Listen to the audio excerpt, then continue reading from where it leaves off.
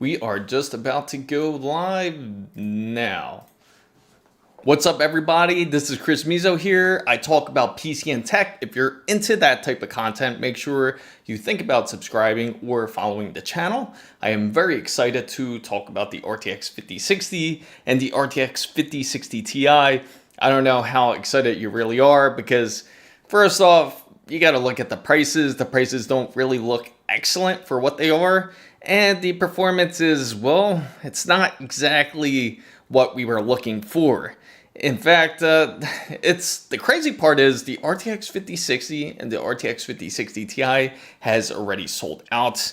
As you know, if you're one of the ones that wanted to go out to purchase the RTX 5060 Ti or the RTX 5060, it was really hard to get your hands on one. Hopefully everyone who wanted one got one or received one, and hopefully you're upgrading from at least a lower 30 series, like a 3070, because the performance level wasn't quite at the reach that we were looking for. It's pretty insane because from what we see, thank you for the hearts, love you all. It's pretty crazy to see that the RTX 5060 is unable, specifically the RTX 5060 Ti, is unable to touch base with the RTX 4070. So that kind of tells you exactly what kind of direction are we headed in. And now with all these introductions of all these selections and variations of GPUs, how is the pricing going to be? Now, it's become a quite confusing topic.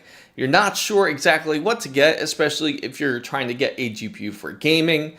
But this is where I come in and I try to help you guys who are just trying to get into PC gaming, or you're trying to upgrade from a prior GPU that you have and you're looking for an upgrade, really.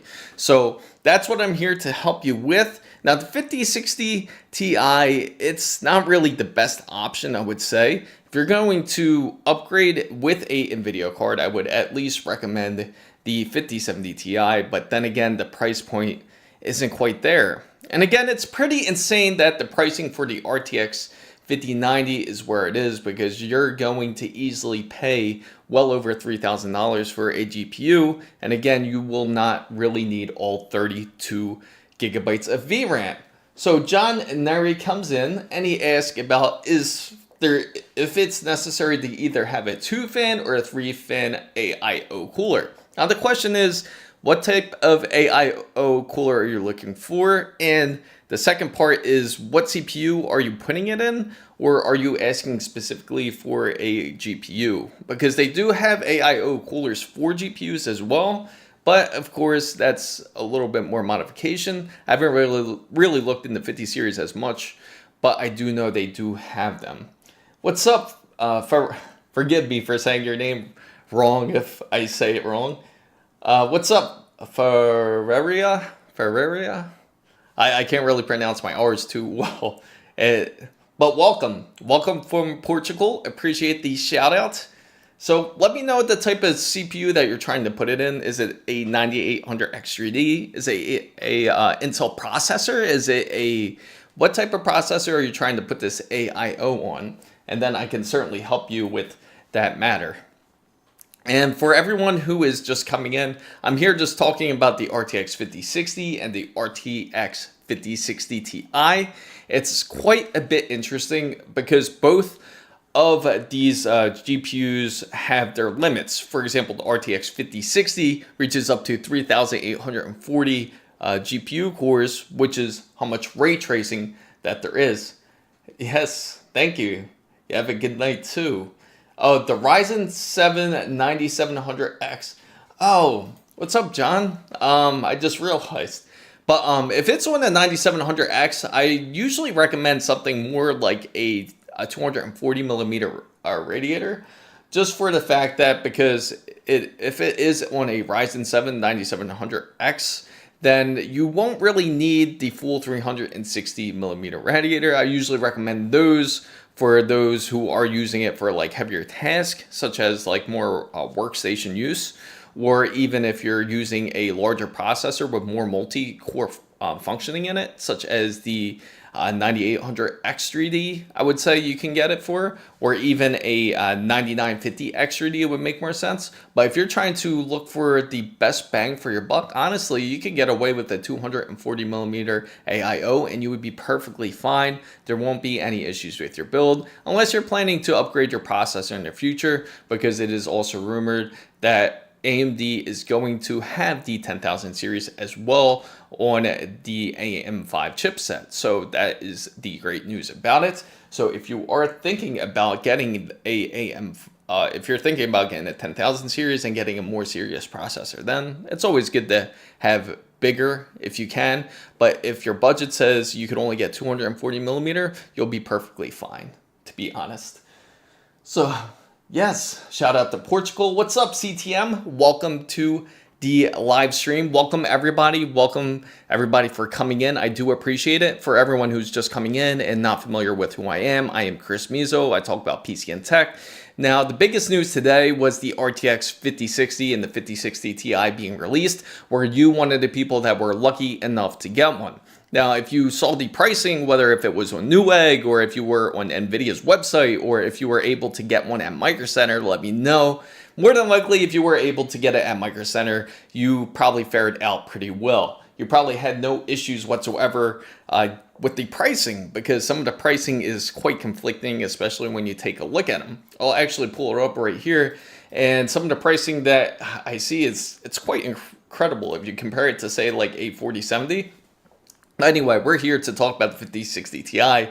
And for example, we see Gigabyte's Gaming GeForce RTX 5060 Ti. It's priced at $529.99, which is crazy, right? $529 for a card that runs on a 128-bit bus. Of course, it's G7, but then again, it still is a bit slower than the RTX 4070. So it almost makes you think about whether if it's even worth getting a 5060 Ti. And it seems like almost Nvidia is just throwing anything that they can out there to try to get any of the gaming market to purchase their cards. So Dave S. Hey, what's up, Dave S? Good to see you. I saw Micro Center pricing was at $400 to $600 for a 5060 Ti. Dave is completely correct. It's the pricing is a bit insane. Now, $400 is a fair price, especially if you're trying to get a GPU for your PC gaming build. And if you don't have a PC, if you have a old 1080 Ti, just say, and you're just trying to upgrade from that, it is certainly worth the upgrade. Now, the performance level is quite a bit separated. And just looking at it over here on this chart, which I will show you guys real quick that are on the other stream that can see it. But just right here, I just want to show you guys. When you look on the relative performance right here, just take a look at that. That just gives you a good indication of where it lies. And now you see the RTX 5060 Ti. It's currently at like right under a 6800, a RX 6800, and it's also right under a RX 7700 XT. Now that's 2 generations right there. And then on top of it, you also, the RTX 3070 is actually really close in competing with the RTX 5060 Ti. So now you let me know exactly if it's really worth it, and then you have the cutoff on the DX9, which is questionable. So I'm curious about that, and you're very limited with that. So JBX has a question. What is your question, JBX? Let me know. I would love to know what your question is, especially if you're trying to upgrade a GPU, or are you trying to upgrade a PC or build a PC? Feel free to ask a question. Let me know whenever you decide to throw the question anyway. But it just tells you the lack of respect Nvidia has for its consumers, practically, because it almost says that we can throw anything out there and they know people will buy it. And it's true, because unfortunately it did sell out because of that. So John Neary says, what GPU would you recommend with a R7 9700X being on a budget? Now, what type of budget are you on? Let me know, like, a good range. Now, if you're in a really tight budget, I'm saying maybe something like I would say getting like a 9070 would be great. Honestly, AMD has a excellent giving, especially for this round, for this year. They are definitely on the top tier, I gotta say, for 2025. Surprisingly, even though they didn't really come to the show and really show off their slides about the 9070 XT and the 9070, I would highly recommend them. Now, if you do get a 9070, I recommend one that actually has dual BIOS, and I'll explain why. Now, if you're not sure what a dual BIOS is and you're feeling like, what the heck am I talking about? A dual BIOS is where you can switch the GPU with, I'm sorry, JB. But yeah, I just got thrown off there for a second. But they'll actually have a switch on there, which is silence and performance. And it's a little toggle switch you'll see on the GPU itself. You could switch it from either one. Those GPUs typically have a dual BIOS. The reason why you would want a dual BIOS, but again, this is something that you would do at your own risk, of course, because the reason why I recommend a dual BIOS to do this is because if you choose to get a 9070, you can actually get up to 9070 XT performance, possibly if you flash one of the BIOS. That's why I don't recommend getting a single BIOS if you plan on trying to be on a budget. But if you do get a GPU that is dual BIOS, you can actually flash AMD's BIOS on there where you can actually take advantage of those type of speeds. And that's just a stock flash practically, and you can do any undervolting and overclocking from there. Now, of course, if I can get my hands on a dual BIOS GPU, I will definitely have a guide on it, and it's really not too hard to do. I just don't recommend doing it on a single BIOS, because then it can get pretty complicated, and you don't want to brick your card, most importantly. Now, John Neary says, I'm thinking of getting the 4060 overclock, and that 9070 BIOS trick is pretty wild. And it's quite the discovery, especially just imagine how well AMD would do if they would just come out with a card if you were able to get from them. Now, if they had their own Founders Edition, I guarantee you it would sell out very quickly. Now, if you guys weren't here earlier in the week or didn't see my last streams, I do have an announcement for all of you guys out there. For those who didn't know or weren't part of this stream, just to let you know, let me see if I can pull it out here, is I unfortunately still have this. The winner didn't pull this out. They did not claim the prize. So that means, unfortunately, what I will have to do is give this prize to somebody else. I gave them 3 emails. Same with the other person here, which was Kai and I forget who else it was. But it was 2 winners of that contest. And well, it was really 4 winners. 2 winners claimed their prize, 2 other winners did not, unfortunately. So what we will do is we will have another giveaway. I'm going to see if I'm going to do it with another company instead of Gleam. I don't really like Gleam, how they do things, because I can't really randomize again off of that giveaway. So I will also be doing another giveaway, but it's going to be on Saturday because I have to get the terms all straightened out. And all you have to do in order for you to join is just go to my website and it will lead you to the giveaway, or just go down to the description box where I will tell you exactly where to go for the giveaway. And that will be this upcoming Saturday. It will be for a Samsung 990 Pro with the heatsink, so you can install it inside of a PlayStation 5 if you would choose to, or you can put it inside of a PC, but if you do, you do not have to install the heatsink. Thank you everybody for who's joining in. If you don't know who I am, I'm Chris Mizo. I talk about PC and tech.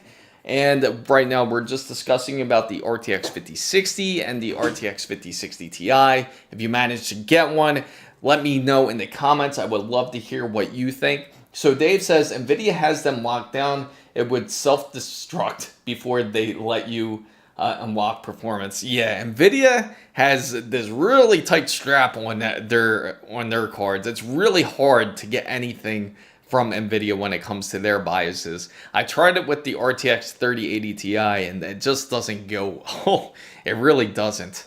If it would be really nice if And if you're wondering how to find my website, it's really easy to find. It's just chrismizo.com. And that is the website if you are looking for it. It is chrismizo.com, and it will lead you into my page. My page also has all my other social links, and it also has a store on there as well you can check out. And it also has some merch too, which is the Jonah merch. And also, speaking of Jonah, he's over here. He's just chilling right behind me. I'm thinking about getting his own cam. What do you think? Get the Jonah cam? Yes. So the Jonah cam, he's just chilling there. He's laying on, you know, like those pillows you use at the airports where you put like the donut around your neck?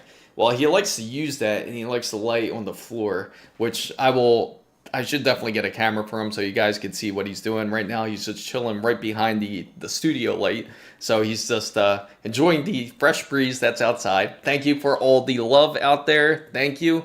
And he loves the RGBs. Let me tell you, when he's wants to fall asleep, he'll lay right in front of the PC, the one that I usually use to make content with. He'll lay right in front of it, and the RGBs will put him to sleep. Now, the funny thing is, if we're doing a build, what I'm going to do is we're going to do, like, say, another PC build, and when we do, we'll sit the PC on, we'll put it right on the floor, right by where Jonah usually is, and from there, we'll see if he still falls asleep. If he doesn't, he's going to know and notify all of us, like, he senses something wrong with the PC, because he'll just step up and move away from it if he knows something is wrong. If he feels like this is a good build, he'll lay next to it. He'll give his own rating. What do you guys think of that? That would be pretty funny, especially because his birthday is coming up soon. His birthday is officially on May 3rd. Let me see what day that falls on real quick, because then it would be, that's perfect. We could do it on stream on May 3rd. We already discussed it with some of the people on the stream, and we're thinking of giving him a birthday cake. What do you guys think of that? If you like it, make sure to give that a thumbs up or give a heart. If you want to see his birthday cake, I'll put him up on the table. Hopefully we get some hardware. He'll have a great birthday. What do you think of that? But anyway, to get back to the point about the RTX 5060 Ti, that they are also going to release apparently another edition of a RTX 5060 Ti by ASUS, and it's supposed to be another art edition. Now, it's supposed to be the Hatsune Miku, which is, like, I guess, their anime that they want to feature for the RTX 5060 Ti. I don't know if it's going to be a little bit more. I'm sure it will be, because it is Nvidia, and you do have a little bit of ASUS in there, so you have a good mix of a little bit of a high price. I'm expecting it to be in the $600 range, I would think, but it's all white card. It looks actually pretty nice, but the thing is, again, if you're looking for performance, you don't really need that. But for a upcoming build, I'm thinking of what to do for this channel is to actually do a stealth build for once, because I know not everybody is ecstatic about RGBs as well, and do like more like of a stealth ninja type of build. What do you guys think of that? Hopefully you're thinking that's a good idea. If you like that idea, put 1.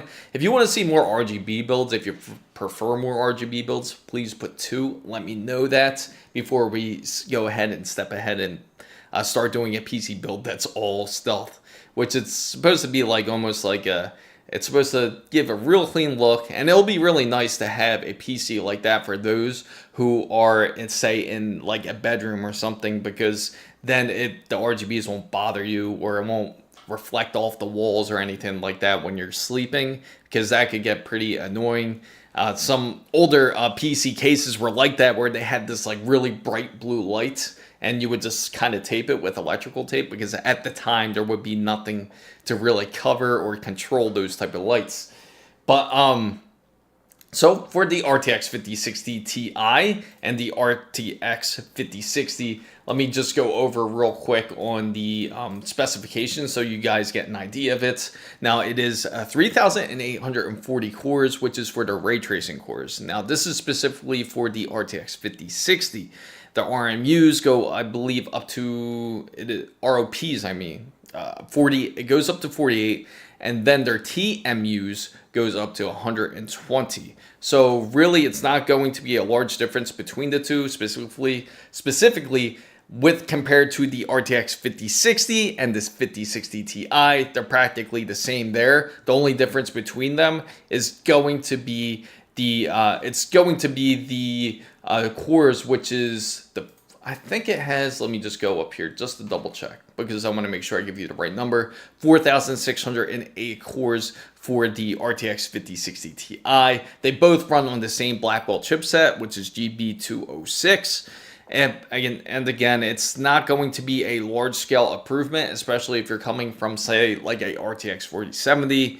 Unfortunately, you won't see like a large gap. In fact, you might even lose performance out of it. The only thing you will gain out of it is the frame generation, because unfortunately it's locked out. And I really found that out when I was actually working on the friend's build. If you didn't see that build, make sure you check that out. It was a RTX he had an RTX 3080 inside of his build. And when I was doing the different benchmark tests, it does not allow you to use any type of frame generation, especially with those with the transformer model. Unfortunately, they only had those for the larger cards. Like I believe the RTX 4080 had it. I know the RTX 4090 has it, and where you can actually use the frame generation, but it's not as quick compared to the 50 series frame generation. As, again, they have the transformer model in there for it to really generate well. Now, that's the only advantage it has, is really technically software wise. So it's just going to give you that image to where it seems like the frames are a lot smoother because it's generating those frames practically through AI. That's all it's really doing. So it's not going to be really 100% accurate. And if you have used frame generation, where I've seen it before, it kind of gets kind of weird. It gets kind of glitchy at certain scenes. Now, I'm going to be testing it on the 50 series. Hopefully you guys were there to see that. If you were, it was on this past Saturday. I opened up a RTX 5090 and opened up a, I also opened up a 870's Z870, which, I mean, not 870, 890, which is Intel's board. Nobody was really hyped up about that because I don't think there's anybody out there that really is left that has Intel builds. If you are a Intel builder, please let me know. Put it down in the comments because I would love to know what type of Intel build that you have. Because recently we've done a lot of AM5 builds. We haven't really touched Intel at all. I know a lot of people aren't really excited about their 800 series chipset, which is their Z890. And their Z890 seems to be like kind of really quiet. You don't really hear too much about it. All the focus is still onto Raptor Lake and Raptor Lake Refresh because, again, I know those chipsets are quicker, but they do have that weird overheating issue once it hits a certain amount of wattage. And that's what I'm really curious about with this new Intel generation. I don't really expect great things out of it. I'm expecting more once we get to the 16th generation at least, because Intel has a new leadership for that. And hopefully, because of the new leadership that they have, hopefully that will certainly hopefully that will unlock it. But Error Signal says, I think it's strange when some asked, what GPU do you recommend when they do not list the monitor that they use, what video games, if they do video editing or play with LM? Yeah, that's a very good question. Oh, really? So you'll never build with another AMD system. Interesting. So I got to ask you, Error Signal, what type of system do you have? Because personally to me, I feel that all PCs are great. I think Intel does a really good job with their chipsets as well, just as AMD. Now, it all depends on what you really use your system for. Now, some people feel really mixed about AMD, especially if you're looking for a PC that's more for content creation. If it's more for content creation, then it's usually better typically to go onto the Intel side, unless you're going with the higher end of AMD's, which is going to be like the 9950X3D. Their chipset is excellent for both content creation and gaming. Or are you looking for something that is strictly solely for content creation, which would be better for, like, say, a 9950X? Or for Intel, it would be the 14900K.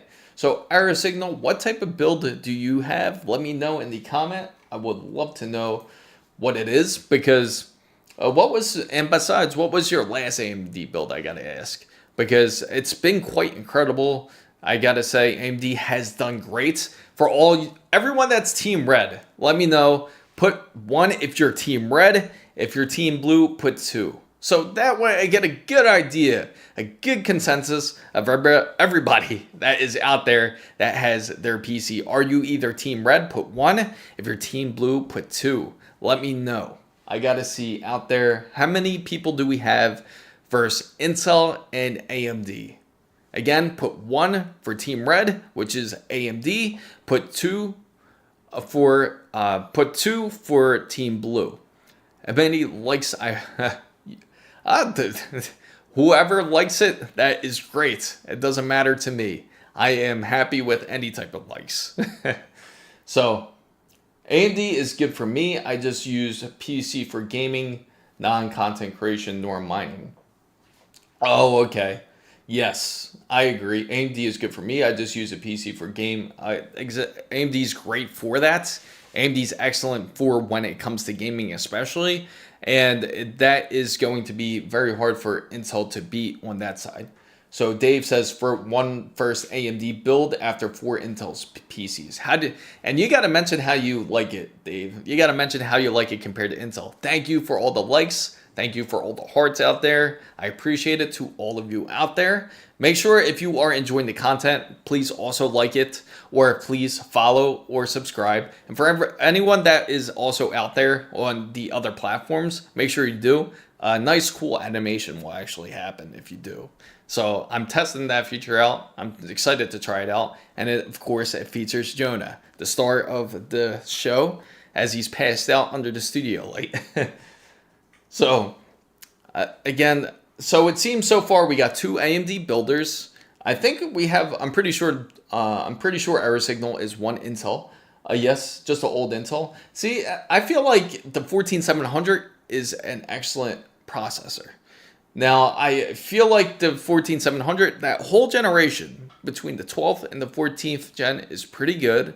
I especially like the 12th generation. The 13th and the 14th generation, I feel a bit mixed just because of the issues that they ran into, and they they really lacked on the 15th generation. So at the same time, I am really excited to build this Intel PC just to see how it does, just to get a good idea of how it renders compared to AMD. That's what I'm also really curious about, and how it will also perform gaming-wise. That is the real question.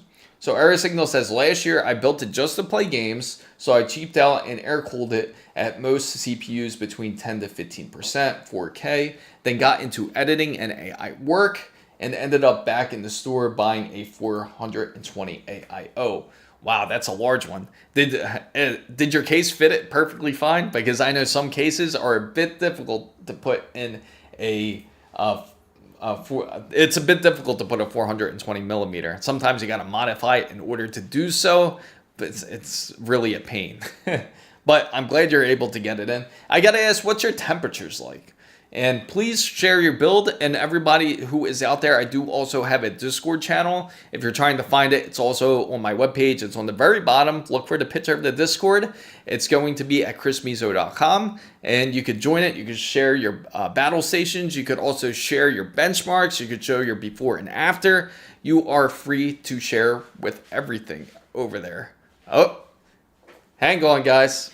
It looks like the battery died here, but that's not a problem. I'm going to swap out the battery.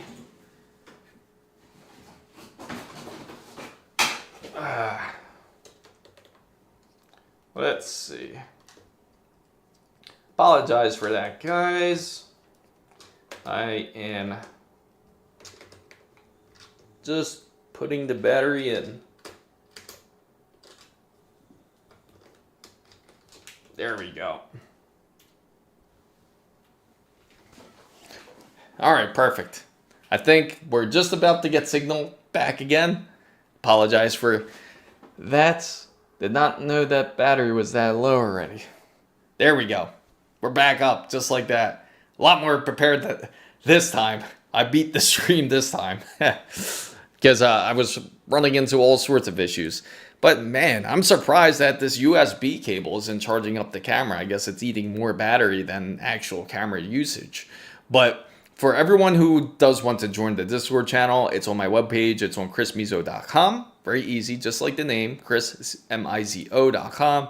And it will be down on the bottom of the page. You'll see a Discord button. It also has some really cool stuff like merch, and it does have its own store. I only got one thing up there so far, but I'm really excited to send it out to everybody. Feel free to check it out. And so Error Signal says his max load is at 70 Celsius with 100% core. 5 is the hot one, and all other cores are in 60s and lower. That's actually not too bad. So considering how much wattage you are getting outside of your Intel chipset, that's actually pretty good. What's up, BPD? Welcome. Also, so Alex Android also says that AMD caught up to Intel at both CPU and GPU now. It's just who sells more gimmicks, aka AI enhancing. That is very true. It's going to be, the funny thing is, when it came into the whole AI part, right? When it came to the whole rendering, it's nothing new. It's always been around. In fact, that's what DLSS, DLAA, that's what AFMF, all that stuff is really what they're calling AI, but now they're just making it more enhanced and just selling it as AI. But eventually it'll get to the point where it's actual AI, which will be a little bit more interesting. And of course, it won't happen in this generation. More than likely, we'll probably see a hint of it next year, once it gets to the Super Series, or when they introduce a different, like say a TI, maybe a 5090 Ti. If they introduce that, maybe you'll see like a hint of AI.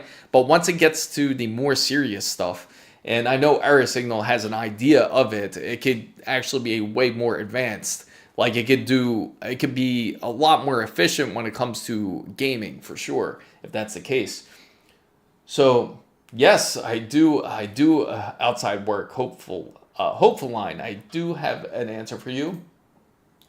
Do you do anything for work outside of YouTube? I do. I actually, again, this is also part of the business that I run. I also run a PC service out there. So I actually work on other PCs as well. And then on top of it, I also do work a day job where I'm practically doing like working for the government, so to say. But I can't really share too much information on that side of it. But I'm always busy, I gotta say. There's not enough time in the day. In fact, I wake up 3:30 in the morning so that way I can start my day. That's how much work I do in a day. It's quite insane. And of course, I got to include the gym time. That's why I have to get up a little bit earlier because of that. So, John Neri says, modular or non-modular PSU? Would non-modular be enough? Non-modular is perfectly fine. There is no problem with non-modular. If you're not familiar with a modular PSU, what he's talking about is a PSU. Actually, I got one right here. I can pull it out. So this one, this is something that's more like a modular PSU, right? Because what a modular PSU will actually have is direct ports in the back here. And it'll look something like this, right? And this is more modular because you can actually get a harness and you can plug it in. And if that PSU goes bad, you don't have to unplug everything that you have in order for you to replace the PSU. With modular, you can just replace the actual brick if you want to. But of course, the really right way to do it is you want to measure each type of wire to make sure that there isn't any type of short in it. But most of the time, once you replace the power supply, that's usually the source, then that will also fix the issue. But that's a good thing about modular. But the bad thing about modular is it is also more expensive because of that. Now, if you go non-modular, it's built in, so you can't just easily just swap out the cables. You would actually have to swap out the cables plus the power supply if your power supply goes bad. And also you have to have a little bit more patience when working with a non-modular supply, because then you have to try to route the wires before you actually install the PSU. So there is no bad one as long as if the rating is well. Like if it's, for example, this one is 80 plus gold, I think. Yeah, this one's 80 plus gold. And they also have ones that where they're 80 plus platinum. I always recommend those, 80 plus gold, 80 plus platinum. They do have silver and bronze, but I recommend getting either gold or platinum because then it becomes more power efficient in that way. Thank you for liking the live, Brandon. And also, at the yeah, that's also a great mention, but it's that again, I can't really say too much about it. But the thing is, Sanchez MTZ says, can you do some PC repair videos like Greg Salazar? I would definitely watch them. Sure, I can definitely do some. As soon as I get more PCs in, I could definitely do something like that. Now, I have to hopefully run into something where it's more relatable to this channel. And I will definitely do it because I don't want to get to, unless you want to see everything. But our signal says, make sure you get by the ATX 3.1 PSU. They bumped up the signaling to 12 milliseconds from. Yes, that is also a great point. Our signal, what he is talking about is because of how they bumped up the signaling is not only does that help, but it also prevents any power spiking. So if you are doing any type of overclocking or anything like that, or your PSU won't send any weird signals through to where it will just jump up and just like drastically drop down, which can cause different issues. And that's what gives the problems such as like the melting cables and everything with the RTX 5090s, because the resistance is so high. And meaning by resistance, meaning that because the resistance is so high that it doesn't have the what's the word for it? Really the gauge for it. It doesn't really have the gauge for it because the wire's too thin, and because of that power spike, it can cause that melt. So that's what happens. Now, if you have a new ATX 3.1, it does help prevent it. And now some GPUs do have things to prevent power spiking, such as ASUS's RTX 5090 series cards. They have a signal to let you know, hey, there's something wrong. The signals are not right, and it will actually shut it down.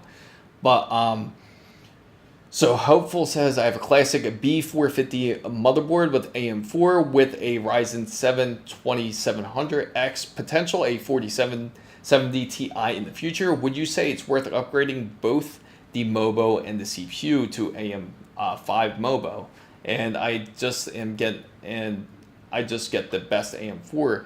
I would say it's definitely worth going to go to the AM5 side, because it's getting to the point where you won't see too many AM4 parts as much, and it's going to be to the point where, because it's legacy hardware, and when we do get to that point, then you're going to end up paying more money than what a AM5 part is. For example, you could end up paying more money for DDR4 possibly when it gets to that point, when it gets to that end of lifespan, to then what you would pay for, say, DDR5. So then it's worth the upgrade because of that.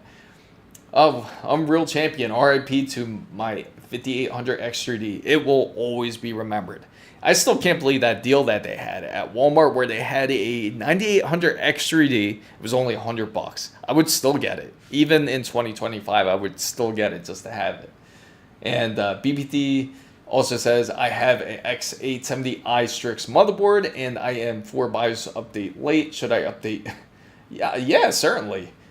But again, first I do have to mention about the BIOS is what has improved. Is it more system stability? Usually it typically is. That will definitely help it. But if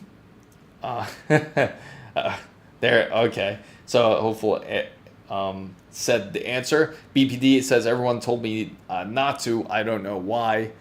Well, it's the people that are telling you not to is because some people get kind of sketched out when it comes to updating the BIOS. But honestly, updating the BIOS has become so easy to the point where you honestly don't have to worry. The main point you have to remember is when you do update the BIOS is use a flash drive. Do not use something that is like a don't use like a portable SSD or a portable hard drive, because they're going to run on a different format, because they'll run on either NTFS. You want to run off of FAT32. And when you format it, you'll see that option when it comes up. because that is what is compatible with the BIOS. But that's the main key. And then what you would do is you would actually put the BIOS file into the USB. And then now most of these manufacturers, they'll have a easy flash tool, whether it's MSI or ASUS or Gigabyte. You just go to that easy flash tool and you'll be able to update it. I don't usually recommend doing it through the software. You could, but then it's always risky. Then you'll have to get into a case of like BIOS flashbacks just in case if there is a problem. But then again, like I said, when it comes to the BIOS, it's really not as bad anymore, especially because we have BIOS flashback. We have a lot of ways where we can reverse and fix the issues with the BIOS now compared to what it was before where that didn't exist. So that's one of those myths that ended a long time ago when it came to updating the BIOS for sure. And Eric says, I bought a new 1250 watt in prep for the 5090. That still has not showed up for 370. Nice. Yeah, it's definitely worth getting an ATX 3.1 for sure. 100% worth it, especially when you want to upgrade to the new 50 series, or even if you want to upgrade to the RTX 4090, it's really good too. And yeah, it's insane. The 9800 X3D was only $100, and it was hard to believe. There was a picture of a post. If I find it, matter of fact, let me see if I can find it real quick. But the crazy part is it was only $100 for it, and it was on a Walmart shelf. I'm not sure exactly where it was, but it was inside of a Walmart for sure. 50 and but it was quite insane. There it is. And I got to share this picture with everybody out there because this is quite insane. Right here. Take a look at that. $99.75 to be exact. Oh wait, this is even better. This one's the 7800 X3D. That's a deal if that's for a 7800 X3D. They have another one too, I remember. But yeah, that is a deal. I would have probably bought them all, right? But so is the 5090 in that PC? Not yet. That video will be coming out soon.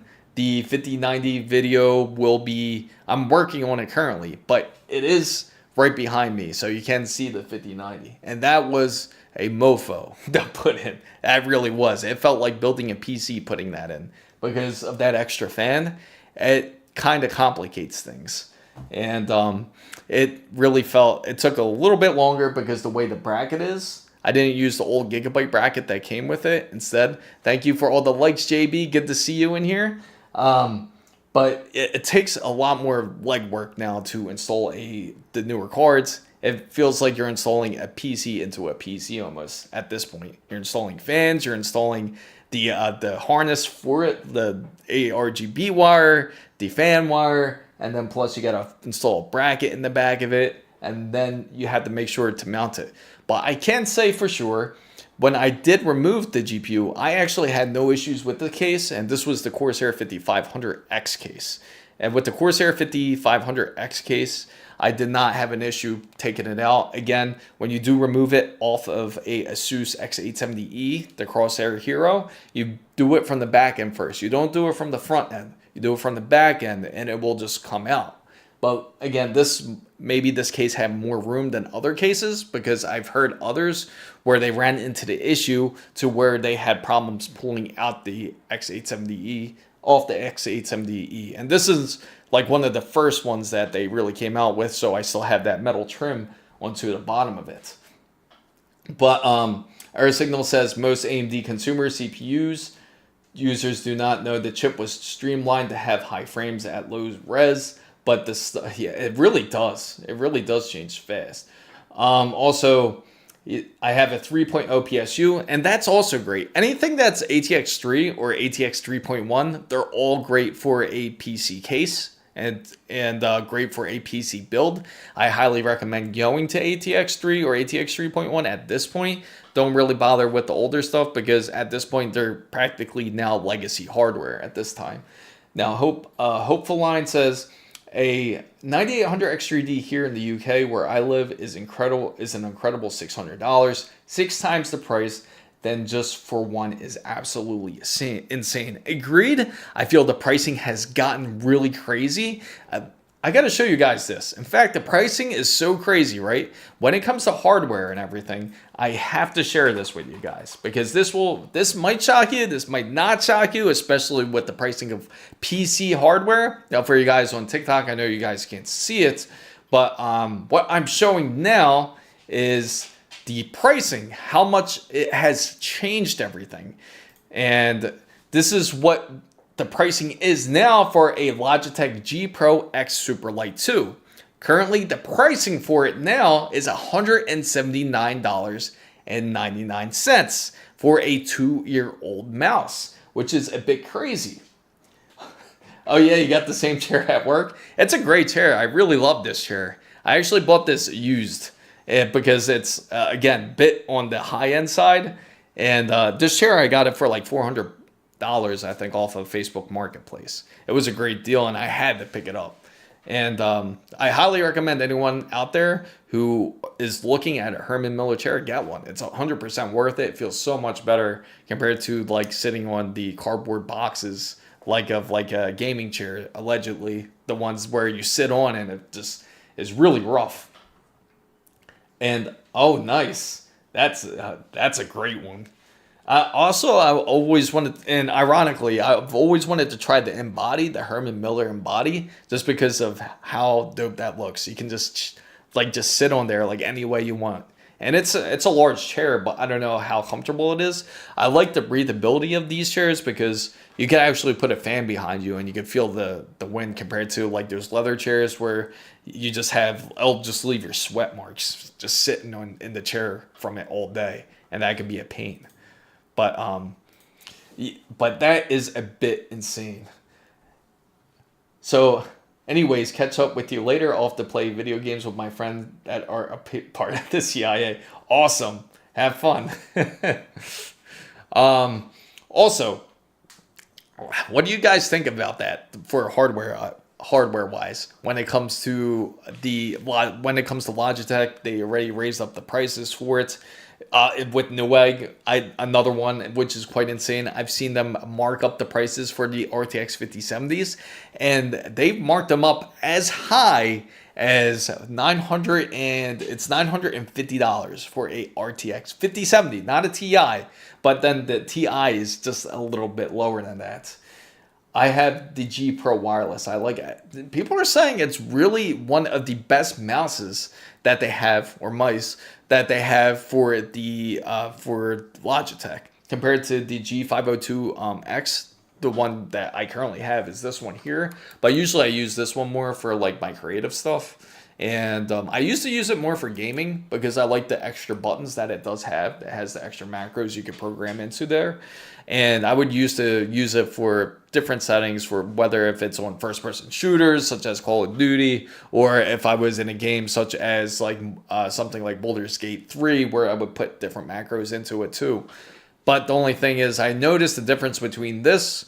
It has the hero sensor, the 25K hero sensor on there, but I noticed it's not as sensitive compared to the ASUS one that I do have, which is the Harp Ace. The Harp Ace is it's the Ace, the Keras 2. I'm sorry, the Keras 2. It's a really super accurate. Like the DPI is really good on it. So I wonder how the G Pro wireless is like.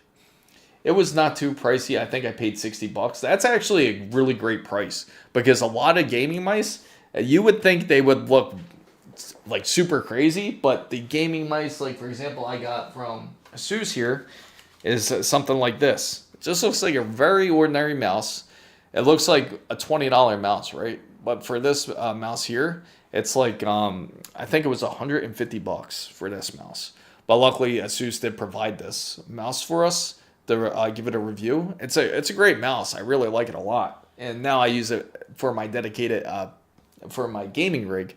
But compared to the Logitech, it is a lot more sensitive in that sense, and it's very light. So I'm curious how the Superlight is because again, I've heard great things about it, and I just like the feel of I'm guessing it's more of a less buttons compared to this, because again with the gaming mice, for some reason they'll only have maybe 2 extra buttons and that's it, like a true gaming mouse apparently.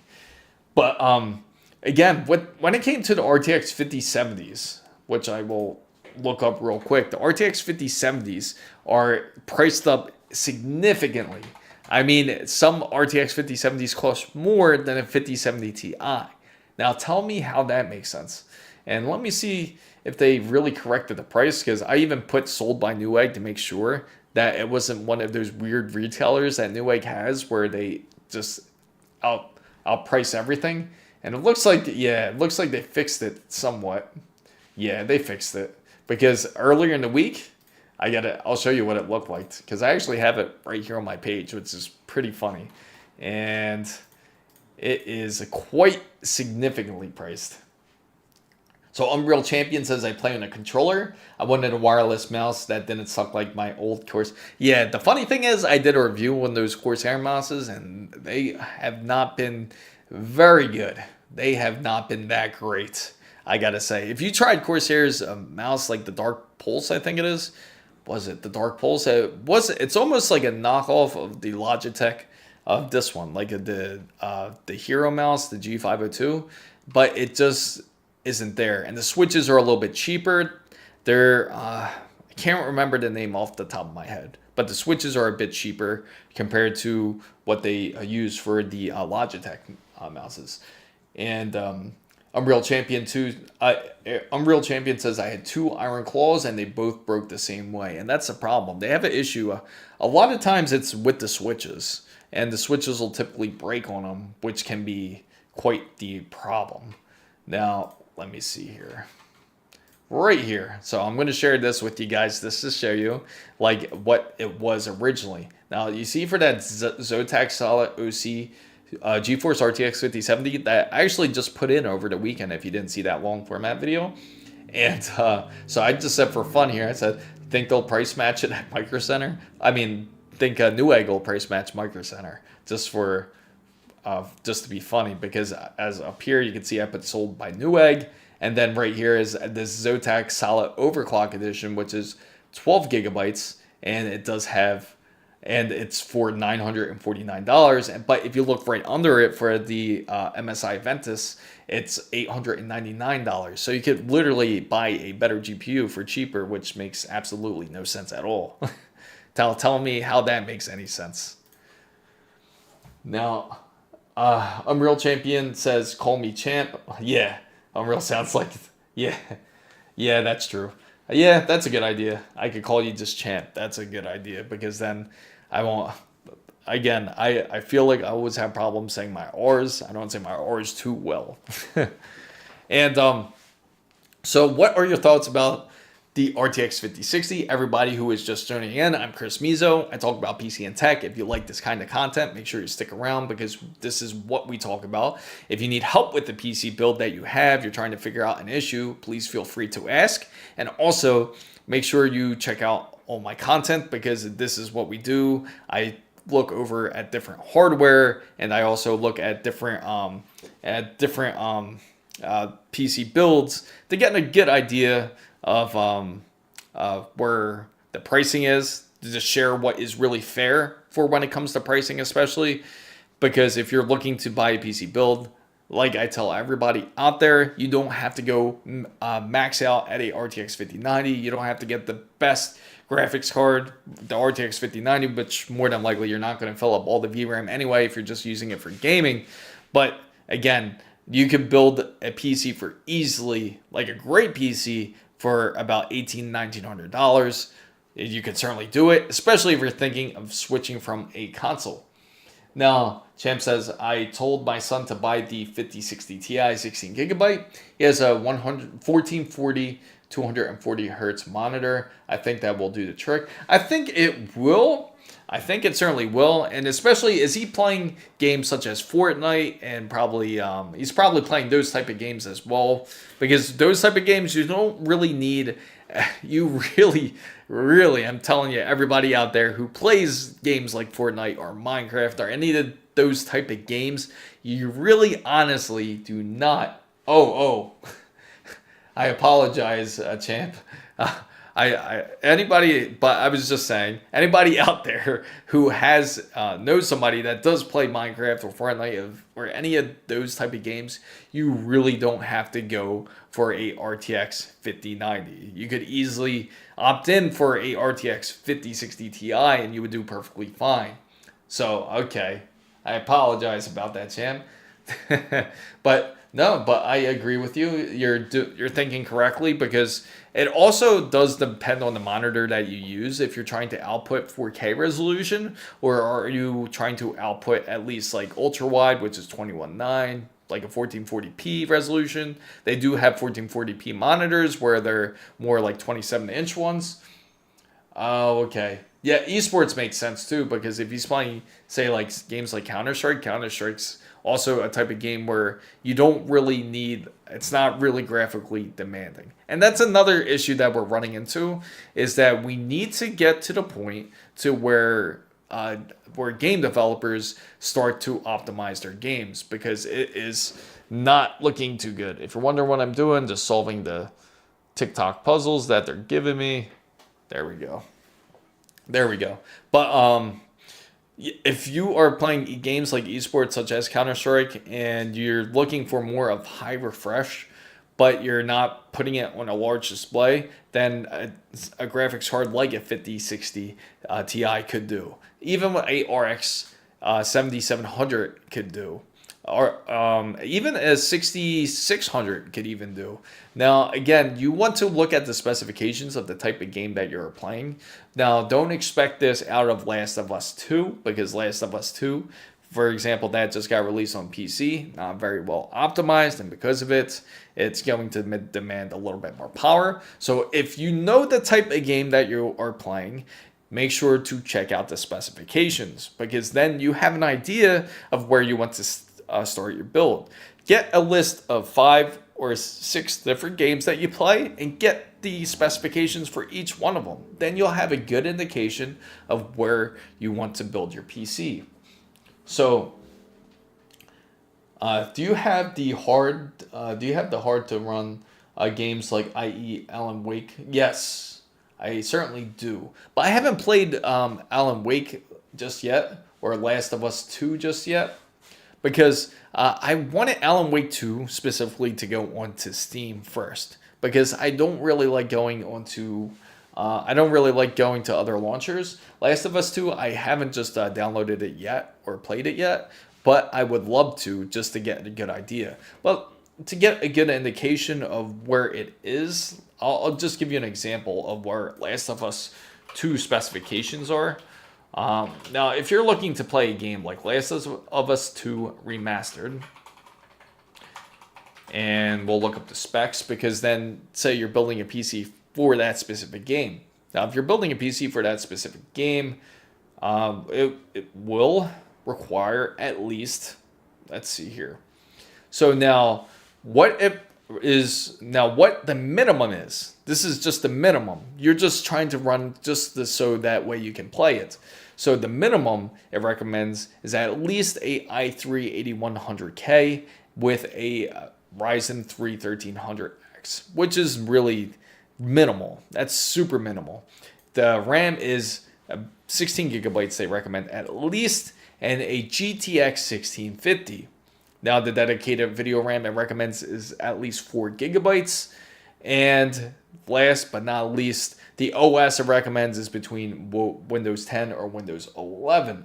Now, for Last of Us 2 Remastered, and now for the higher recommendations, the ones where you can actually enjoy the gameplay, the one where you can actually enjoy the quality of the game, it recommends at least the 8000 gen of the Intel Core, which is going to be like the i5 8600 and the AMD Ryzen 5 3600 at the most recommended, the RAM at 16 gigabytes, and at least a RTX 3060. That's your key answer you're looking for. So anything that can go above a 3060, you're good. Anything above a 50 RX 5700, you are also good.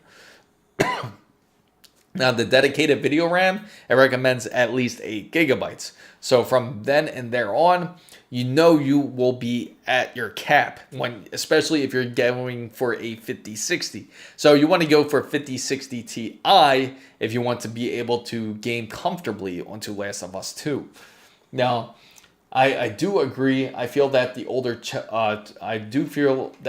titles are also better to play. Actually, in fact, out of curiosity, because of the RTX 5090, because they took away the whole DX9, and they also took away the, well, PhysX is back in a way, because now they allow you to play open source version of PhysX or use advanced PhysX, because some games do recommend to use it. But I am curious how it's going to be to play New Vegas, because New Vegas is DX9, so is Fallout 3. There is also, I'm more curious about how Mirror's Edge is going to run on the RTX 5090. So I did download those games just to get an idea to see if it's able to even run those games in the first place, because that's also a big concern if you are also upgrading to the next gen. Now, for those who don't know, or probably may have seen the rumor already, that allegedly that Elder Scrolls will release, they will also release Oblivion on April 21st. Now, we don't know exactly how true that is. If Oblivion does get released, it is going to be a remastered version. And the funny thing is, the very next game that they plan to remaster after that is allegedly Fallout 3. So again, it almost seems like they're getting to the point where they want to remake certain titles because that there is no more DirectX 9. So a lot of your favorite DirectX 9 games that you love will more than likely get remastered into the newer engines, such as DirectX 12, which we're currently on now. And a lot of companies have been loving to use Unreal Engine 5, which is like Monster Hunters, Wilds. They've been using it, which I'm really excited to. I've been having a lot of fun on that recently. I gotta say, if you are a Monster Hunters Wilds fan, let me know. It's been a lot of fun messing with the game. First time I played it, but it is absolutely fun. It is 100% fun.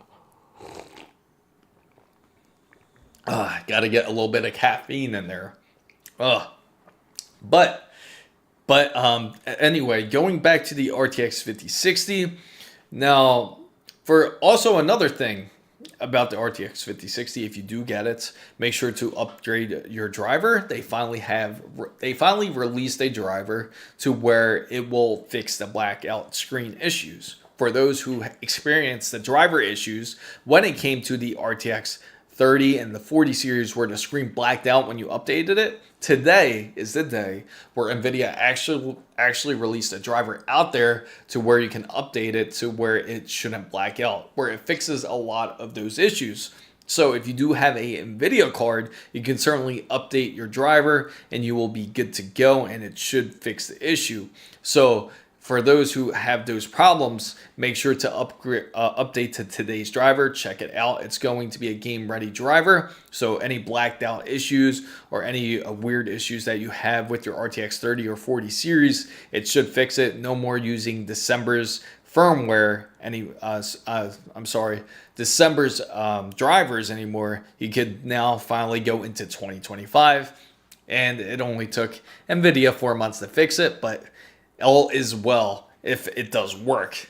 But if you are thinking of going to the RTX 5060 or the RTX 5060 Ti, also think about AMD, because AMD also has a great selection with the RX 9070 XT. I've been really impressed by it, and no, I'm not sponsored by AMD or anything like that. This is just my personal opinion. I was very impressed by AMD's 9070 XT, especially because you're only spending a little bit over $700 for this card, and it performs really well. The only difference is the ray tracing is 1 generation behind. Path tracing is about 2 generations behind. So they're back in that sense. But other than that, when it comes to rastering and when it comes to textures, they've been excellent on that side. Now, how the turntables have turned. Remember when Team Green fans made fun of AMD drivers? That's the crazy part. Now it almost seems like a curse, because ever since Nvidia has come out with their ever since Nvidia has come out with with their Nvidia app, which I'm sure everybody has by now, with the Nvidia app, it almost seems problematic.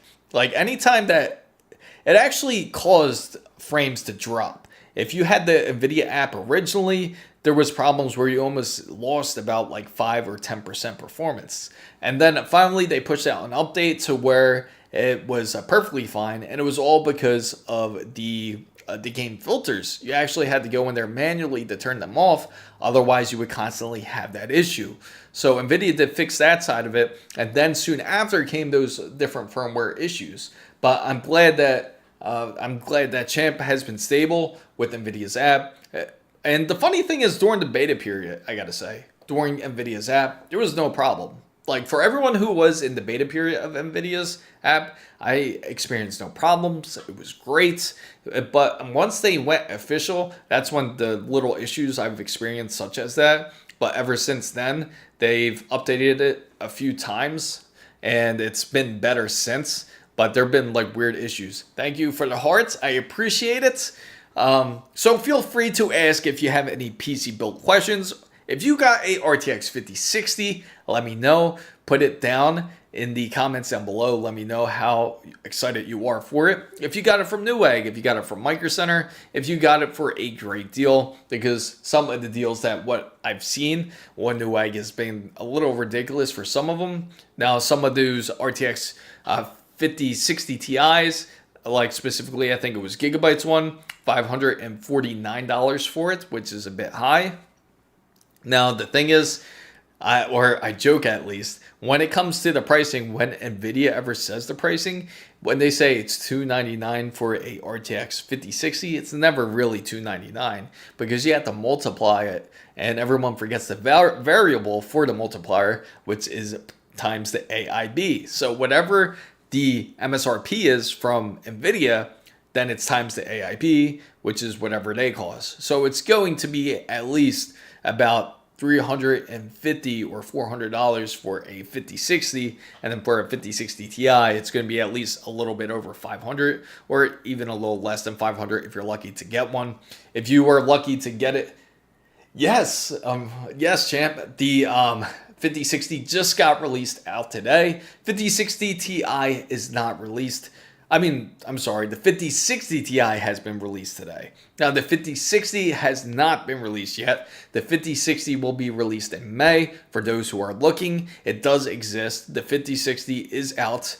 And if you're looking to get one, look for the Ti, because the 5060 you are not able to get just quite yet. The 5060, it was today on April 16th. That was when they decided to release it.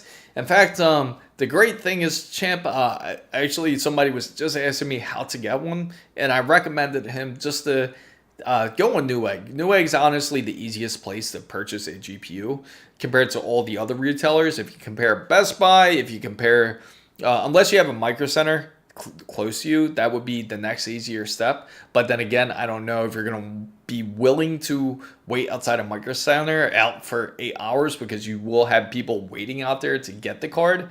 But if you're going on the internet and you're trying to purchase the RTX 50 series, easiest way to do it is go off of Newegg first. Amazon's near impossible. Best Buy is just a mess. Their lines never work. Their queues are just terrible. For anyone who has went through that process already knows just how bad of a system that they really do have. Now, let me see here. I just got to check something out, guys. Make sure that the feed is okay here. But yeah, other than that, it just seems like the pricing is the variable that's been really throwing everything off. I feel the pricing could be a lot better, especially because we have so many cards out now, soon to be 5060, but we had the 5060, the 5060 Ti, it's going to be 5070, 5070 Ti, and now we have the 5080 and the 5090. That's 6 cards from Nvidia. And then with AMD, soon they're supposed to release their 9060. The 9060 is supposed to be more of an even better budget to purchase, or you could go for the 9070 or the 9070 XT. So for any of those cards, you can certainly take a look at them. I highly suggest the 9070 XT. I would love to bring it over here, but it's inside of a PC case. I should have just put it right behind me on the desk. But it's quite insane, like the design of it. I love it. And it has a real, it's really nice looking aesthetically. And especially because of how you can hide the harness for the 12 volt high power port. This one does use it. And this one has specifically a great PSU in there. It has a Seasonic titanium, the 80 plus titanium, not titanium, 80 plus platinum, to where it is very good on power efficiency. So even at 100% loads, you're only really using at 90%. It will only break down to, it will use 90% power efficiency. Sorry about that. But it is an excellent PC so far that I've been using it. I've loved it so far. But I'm really curious to see how well the RTX 5090 holds up.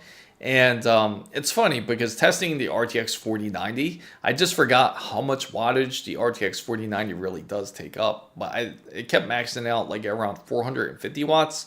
So, but now I'm going to be really pushing to 575 watts.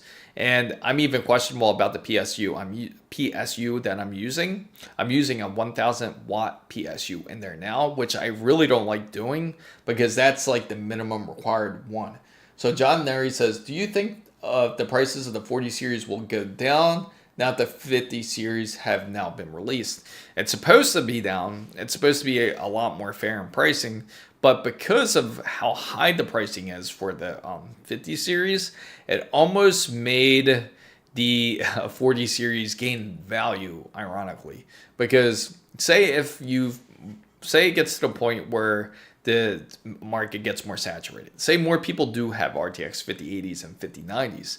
Then from there, you could probably see price fluctuations then. And unfortunately, we won't probably see price fluctuations till like maybe like summertime. And when you do, you might see like say a used 5090 for maybe 2,500, right? Because that person bought a 5090 for say 3,000, including the tax. Now, if they were to sell it for 2,500, then for technically the 4090, which was sold at the MSRP price of say $1,500 or $1,600 plus the AIB, when they buy it through AIB, it should be like technically like maybe about 12 or like even 1,000.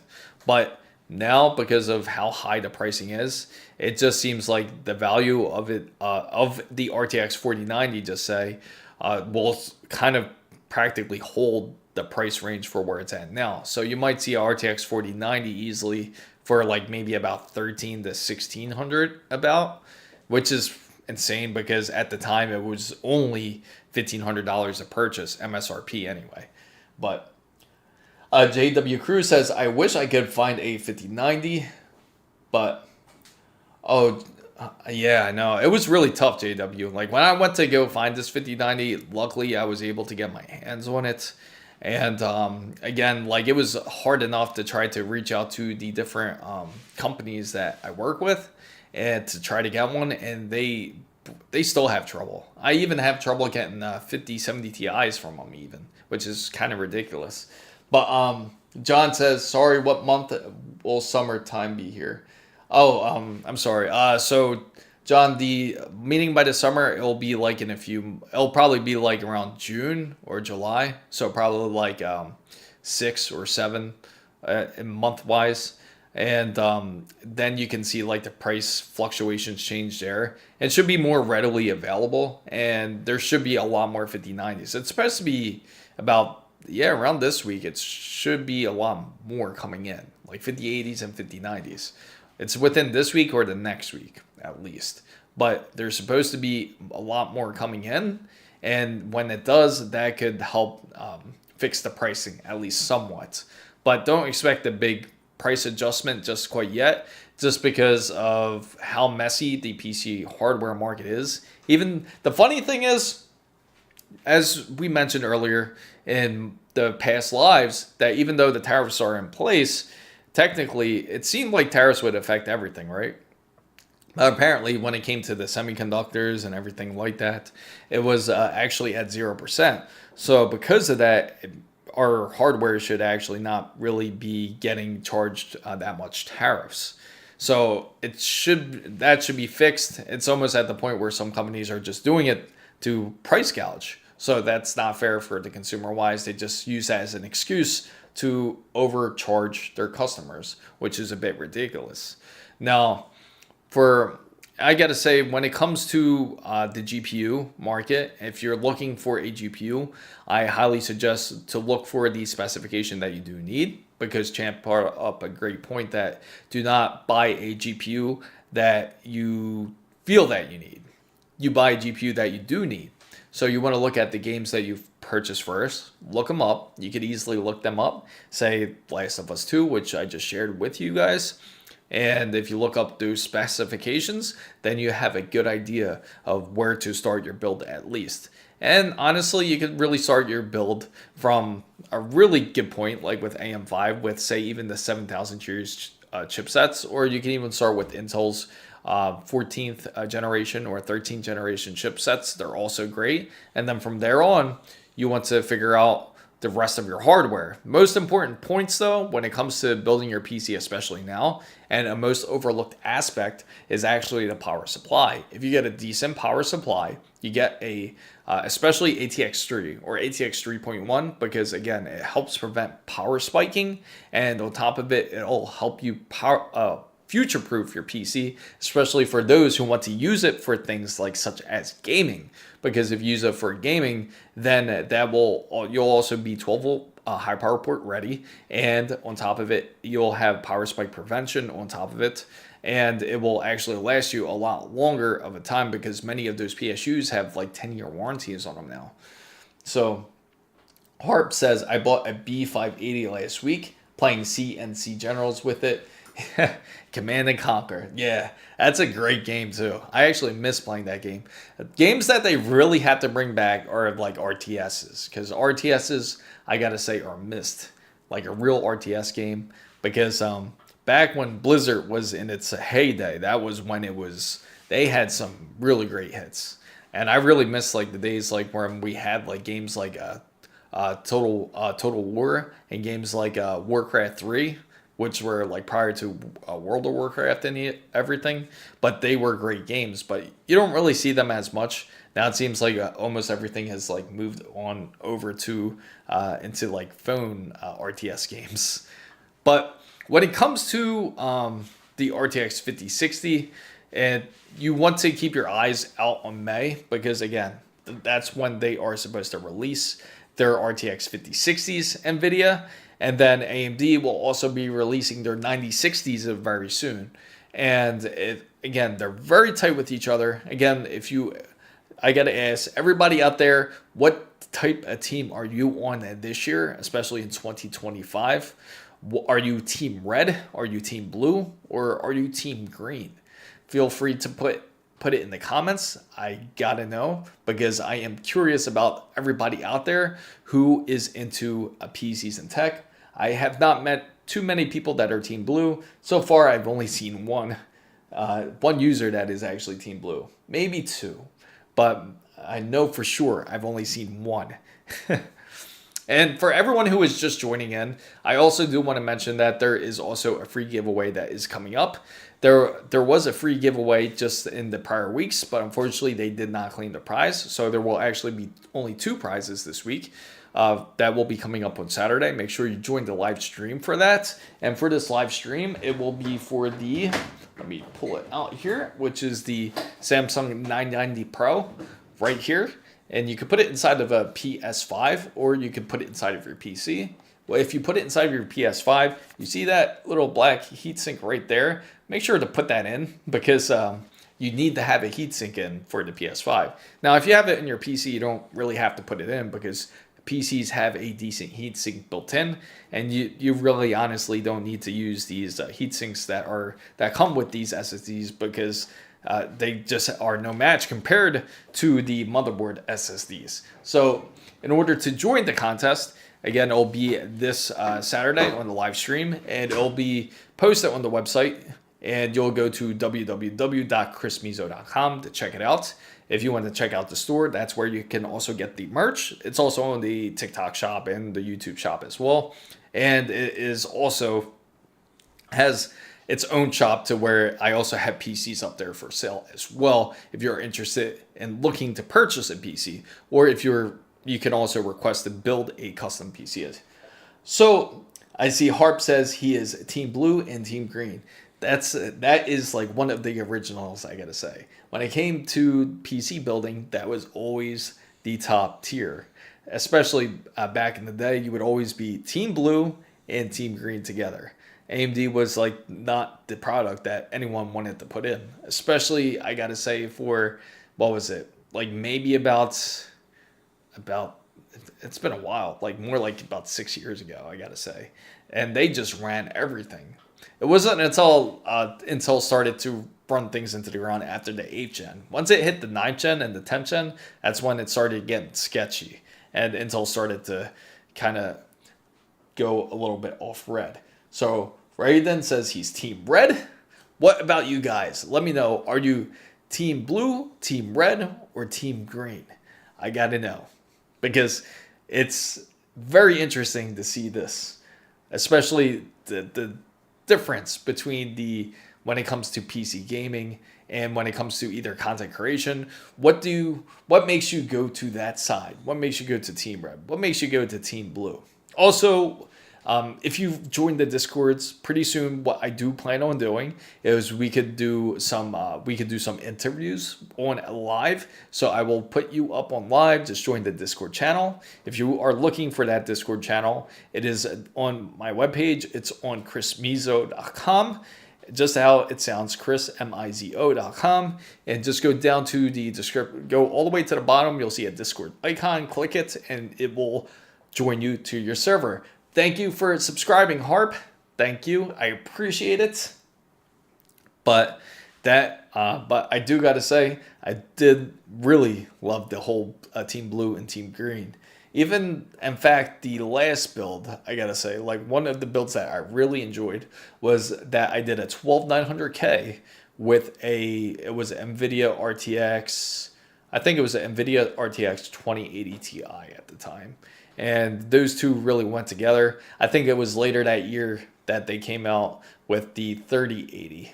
And I think I ended up waiting for the 3080 Ti. And when they came out with the 3080 Ti, that's when I swapped over. But it was a little bit of a wait to get it. But I certainly do love seeing the different competitions, especially each year, compared to when it comes to AMD and it comes to Nvidia and it comes to Intel. It just shows you how fierce the competition really can be. And it seems like, I just hope AMD isn't afraid to step on the pedal this year, because they can really take advantage of it. But it almost seems like every time there's an opportunity for it, and so I don't know how, but AMD seems like they don't go for it. But even like in the beginning of the year when the whole CES 2025 happened, I was kind of really sketched out about their whole, when they had their whole meeting. When we went over to CES 2025, and I joined in on the AMD meeting side. And the crazy part is, like when I was sitting in, and we were all expecting them to show off their RX 9000 series then, they just showed one slide of the I think it was RDNA 4, and they kind of just moved on straight to the 9950 X3D. They didn't even bother talking about their 90 series GPUs. So it threw everybody off, because it was in their slides that they were going to show it, but they never showed it. But it was at CES when you go to different brands such as ASUS and you went to MSI and Gigabyte, they all had the 9070 there, but they just did not show it. But when Nvidia had their showing, thank you for the hearts. When Nvidia had their showing, then they had showed their RTX 5070, how it could compete against the RTX 4090. But we all know how that went. But anyway, it was only $499, and that's what I believe really spooked AMD into somehow they heard about it right before them, because AMD's meeting was actually in around the afternoon, I think. It was like around 12 I think it was like 12 or 1, and Nvidia's wasn't until the evening. In fact, they even went to they took over the Michelob Stadium over in Vegas. That's how big their conference was. But it was just insane that how their information just leaked out somehow to AMD, and they just did not want to share it until they got better information. And we didn't really get good information about AMD until February. But that's just a good indication of how the competition could be. But now, like anything else, it's kind of like the tortoise and the hare, right?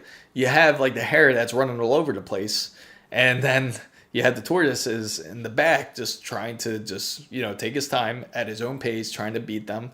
And the hare is kind of like Nvidia, and the tortoise is just like AMD. But I don't know how, but if the tortoise was AMD, they must have tripped over a rock or something, because every time it comes to when they come close, they kind of like go back. They fall back out of the competition. So we'll see exactly what happens. See if AMD really takes it up a notch, and I really hope they do, because the good thing is good night, champ. It was good to see you over here.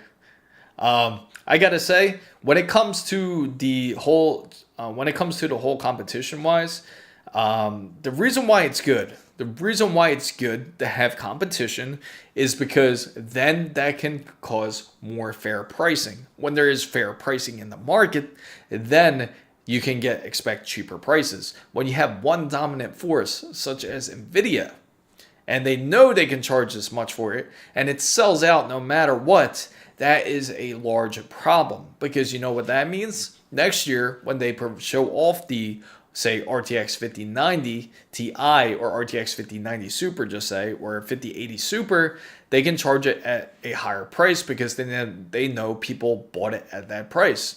Because when you really think back about the RTX 4080, when they first released it, when it was $1,300. It was $1,300 for the RTX 4080, and it was not well received, especially because it's only a $200 difference.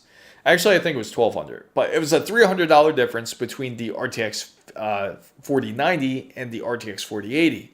People did not buy the RTX 4080 because they knew how expensive it was. It was too expensive to really be that close to the RTX 4090. So people didn't purchase it. And you know what happened?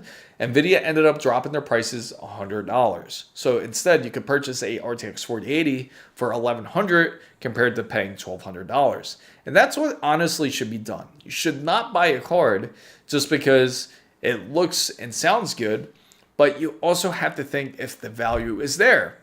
For example, this RTX 5090 that's in this case, right? That's right behind me. Now, this card's worth $3,000. Is it an incredible card? I gotta say, so far when I benched it, I only benched it through a couple benches. I gotta say, it's very good. It's an excellent card I've seen so far. But is it worth $3,000? I would say no, it's not worth $3,000. I don't think any card should really be worth over $3,000, especially for what type of task you are going to be using it for. Like for the 5090, if you're just going to use it for gaming, it's not going to be worth $3,000. You're not really using it for the whole work use wise. It would be great for AI training and everything too. Great for LLMs and everything like that. Like you can actually build its own, you could build its own module inside of here. You could build your local AI machine anyway, which would be great. But let me let my dog through. He wants to get through. Come here. I don't know if you guys could hear him. Now he's just walking through, and he just wants that pat on the head. But if you're not going to be using it for that type of use, it's not going to be worth it. Now, if you're looking at 5080s, I could see the value in it then because, again, the card's a lot cheaper. Now, MSRP, it's $1,000. Now, after AIB pricing, it's more around $1,200 to $1,300, maybe at the most. In fact, let me take a look at it. I'm just curious because maybe I'm curious if they even adjusted the pricing at all, if any. So the RTX 5080, wow, actually they did. Let me just make sure it's sold by Newegg because I want to make sure that we get the right pricing here. That's actually a little high. Like for the RTX 5080, right? Some of them are asking for $1,800. This is for a Zotac solid core. That's insane, actually. That's a bit high. See, technically they should be $1,000, right? But because of the different pricing, they've been really pushing it up. I'll just share it with you guys, just so I can show you guys. Because tell me how that makes sense. Right here, right? The ASUS TUF Gaming GeForce RTX 5080, 16 gigabytes. It's around $1,484. Right? That's not terrible, right? Because once I go down further, you'll see the true terror. Because even how is this more? How is Zotac's card more? But anyway, the ASUS ROG Astral, which is their high-end ASUS card, which is their best ASUS card because it's their ROG. It's better than even their Republic of Gaming cards.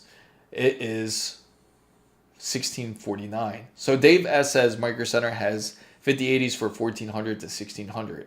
They didn't even sell out today. See, that's a good thing because you know what? Let's take a look at the local Micro Center here in Miami, right? I'm just curious because Miami has been a real hot spot when it's been coming for 5080s anyway. Let's take a look at 5060s. And let's see. And we're going to check the availability for 5060 Ti's because 5060s haven't been out yet. Sold out. $500. Zotac GeForce RTX 5060 Ti. $500. 9070 XT won't stay on shelves. Yeah, that's true. And the stock really has been on the slow side when it comes to the stock of the RX 9070 XTs. They go out quick. And again, it's an incredible card. I highly recommend anybody who is thinking about a RTX 5080. I highly recommend you guys to check out the RX 9070 XT. I'm telling you, you will not be disappointed. Check out my channel. You'll see the benchmarks. You'll be impressed. In fact, they're so close to a RTX 5080. You're practically getting a great deal for that pricing. And let alone if you're going for if you're trying to beat out a RTX 4070 Ti, you easily can do it. It's very close to the 5070 Ti. It just depends on the settings. Now, I'm not saying with ray tracing it's the best, but Micro Center I checked this morning had 9070s going now, and it goes out quick. I'm curious. Okay, I'm just gonna put 50 series, right? I'm gonna put 5090 just to test it out. They say they got 2 in stock. Okay, that doesn't count. It's a laptop and they're Dell Optiplex. For those on TikTok who are wondering, let's try 5080. Yeah, I agree. Anything over $800 is terrible. And specifically for the RX 9070 XTs, you should not be paying that much for it. Now, so far, they do have a 5080s. They have 5 in stock in Miami. So if you're in the Miami area, you're trying to get a 5080, they do have 5 in stock. But are you willing to pay $1,400 for it? Do you think it's worth this much for this is for a Zotac overclock edition. It seems like they've been running into those a lot more common. Now, I think a lot of people have been avoiding Zotac for one particular reason, and I can tell you why. And a lot of people were scared of this. And I checked it myself when I did this upgrade from a RTX 3080 to a RTX 5070. When I checked the ROPs, they were perfectly fine. Now everybody's panicking about the ROPs because they're worried that they're not going to be all in there. Just check it. You can easily get Tech Power Ups GPU-Z, and you can go in there and you can check the ROPs, make sure they're all in place, because it will tell you immediately. And don't be afraid of getting Zotac. Zotac is perfectly fine. There's no reason for you to be scared of getting Zotac's cards. So certainly they're great cards. benchmarking them, they're also pretty decent. I was pretty impressed by it. But if you're looking for ASUS, they're also great. But again, there's certain brands that I realize have certain issues. Some have a little bit more coil whine than others. That is one of the things that is one of my pet peeves when it comes to graphics cards. If it has a coil whine, it kind of turns me off from it. But again, it would have to be a little consistent because ASUS's, specifically this is ASUS's Strix RTX 3080 Ti. It had this coil whine even when I was not in game. Even though it was very slight, you would still notice it. It would kind of bother you, especially if you're like, you have it right there next to you. So if you are in game, you probably won't notice it. It won't matter as much, but that is one of the things you have to watch out for. If you get any graphics card, you want to check out if your card has any type of coil whine, and you'll notice it right away because it kind of sounds like a high pitching sound, and it could get quite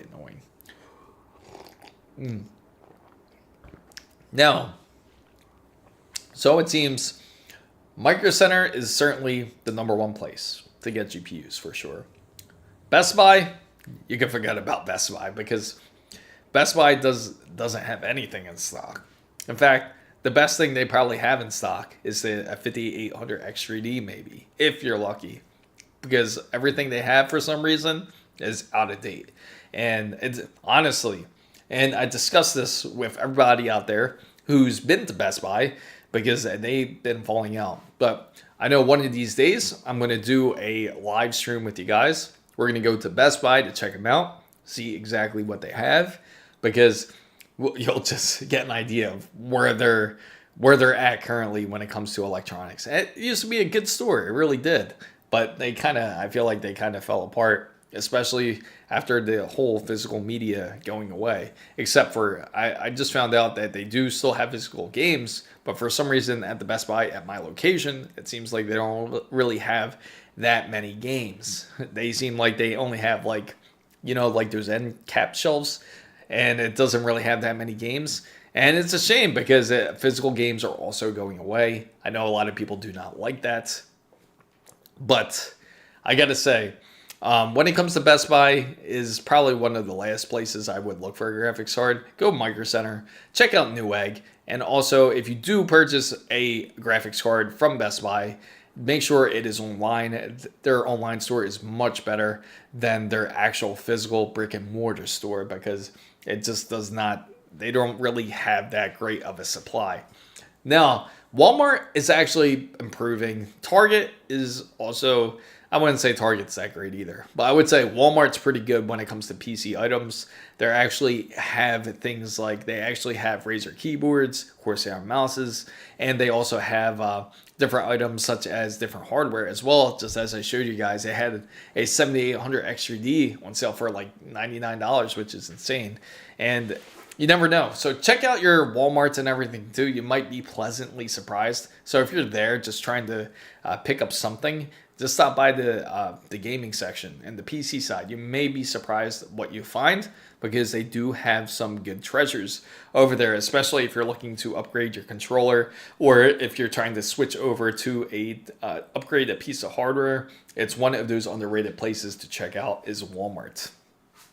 Now, also, for those who don't know, and if you have a RTX 30 and 40 series, please update your cards because now you can finally update to 2025. You no longer have to be in December's drivers. And if you're wondering what I mean, for those who probably have updated their card anyway, regardless of what Nvidia said, originally Nvidia said if you have a driver from this year, you have to backdate your driver to December of 2024 because they have an issue with blacking out screens. So for everyone that had a 30, 40 series or anything under that, you would have to get the driver from December of 2024.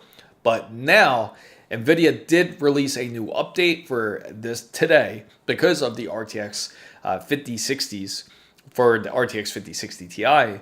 Because of this update, it will actually fix a lot of the blacking out issues with the cards, which is great because I had that issue myself when it came to the RTX 50, when it came, not the 50, it came to the RTX 4090, it would black out if I update it. But I would have to do a hard reset, and then it would be perfectly fine. But that would fix the issue. So Mr. Jav said, return my 9070 XT Sapphire Nitro because of the unbearable whining noise.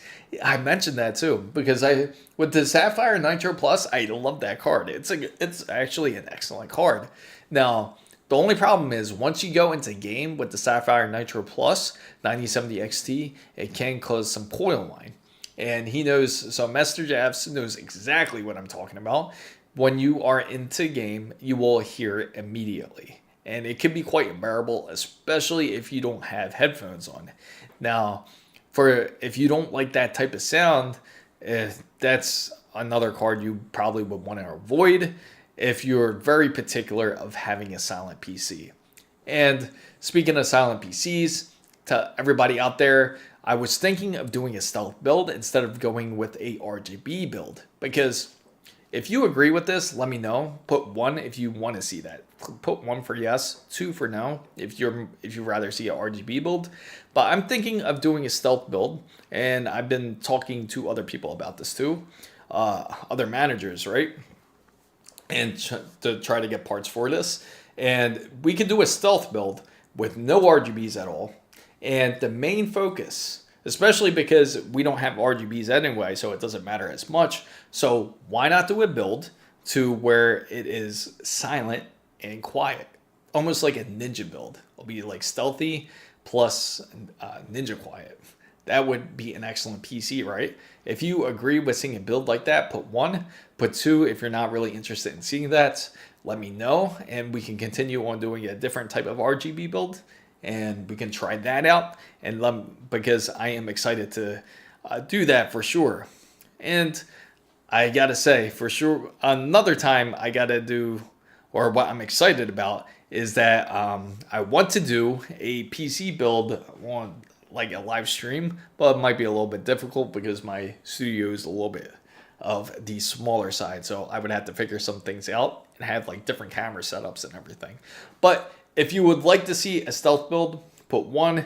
If you would rather see a RGB build, put 2. Let me know. That would be great, because then we can have an idea of what everybody would prefer to see. Now, if you're liking what you're watching so far, if you're enjoying the channel, please subscribe to the channel or follow the channel. And also, don't forget to like the channel as well, or subscribe if I didn't say subscribe already.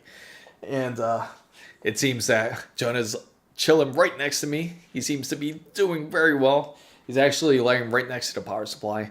I really got to get this guy his own camera. He deserves it, since he's really the star of the show. In fact, I'm surprised he's not laying next to the PC with the RGBs lit, because it's actually right behind the camera. But instead he wants to lay next to the power supply, so I guess he approves Corsair's power supply. But so we can go with a stealthy build. We could go ninja style, where we can go with because that would be interesting. I gotta say, I want it whisper quiet, no noise at all. The fans are going to be super, like, we'll probably go Noctua fans, because Noctua fans are excellent and quiet. And they're actually one of the only companies that still do not do RGBs, believe it or not. And I can see why. I can see why they stuck to their ways. And they're one of the only companies, I think. If I'm mistaken, if there's another company, let me know. But I think Noctua is like one of those only companies that did not go RGB at all. They have different colors for, I would say, different like mounts for the rubbers for the fans, but that's it. Their fans are either their famous Noctua brown, or it's black.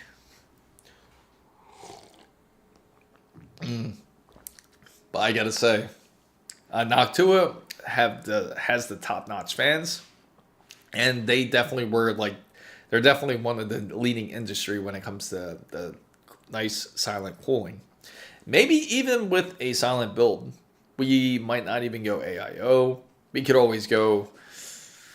See, it really depends, because the more fans you add onto a build, the more chance of noise you can have as well. Because I'm thinking between AIO, get a smaller AIO maybe, and or we can go fan cooled. CPU. But again, it all depends on the type of CPU we put in and what type of side we decide to go through. If we decide to go AMD build or a Intel build, but more than likely stealth build, I gotta say, might be AMD, just because the board that we have currently, which is the right now currently the only motherboard we have in hand, is going to be the Gigabyte AORUS X, not the X878, but it's the Gigabyte AORUS Master, the Z890, and that one's going to have RGBs on it. We're going to have to look more for a stealth board, if anything, and I'll get in reach with my contacts out there to see what I can find out there, especially because if we're going to go stealth, I want it to have no lights at all, and I gotta look at separate cases or maybe disable the LED. But no, we gotta have the LED to know that the PC is on. But going with the whole RTX 5060 Ti, I don't know if you guys felt proud about the RTX 5060 Ti. I feel kind of I'm not really shocked, but I'm kind of awed to the fact that it really did sell out as quick as it did. I guess we're getting to the point where we really need people to purchase cards at this point. There's people really looking to upgrade their cards, but they can't. Maybe it's the fact that there's you can't get your hands really easily on a RTX 5080, RX 9070 XT. That could be the issue, and because of that, it seems that it kind of cornered the market for the 5060s. So it's a lot easier for the 5060 Ti's to sell out as well as they did. Now, what I'm really curious about is when AMD comes out with the Radeon RX 9060, because when they come out with their 9060, I'm curious if they will, more than likely they should, when they come out with their 9060s, they're going to have a very decent supply. That's what's good about AMD. The problem with AMD is we don't know exactly, they'll have a decent quantity, but we're not going to be sure exactly how quick they will replenish that quantity. So they're going to have 9060s, and we can expect more 9070s to arrive with the 9060s, because that's how they do things. So it's going to be 9060s and 9070s we can see. And hopefully that there will be a decent enough supply to where it can help fix somewhat of the market, because it's so unbalanced that it's hard to believe we're in April already and that we're still having trouble getting some cards in, even though Nvidia was supposed to have a lot more cards in, and they're getting decent supplies in now and then, but it's not enough to saturate it enough to the market. And you get a good indicator if you go in a place like eBay and you see how they're selling. In fact, I'm just curious, let me go on eBay real quick, and just to get a good idea, because this is a good indicator, I like to call it, because this is a good indicator because then you have an idea of where the market is for the RTX 5090s.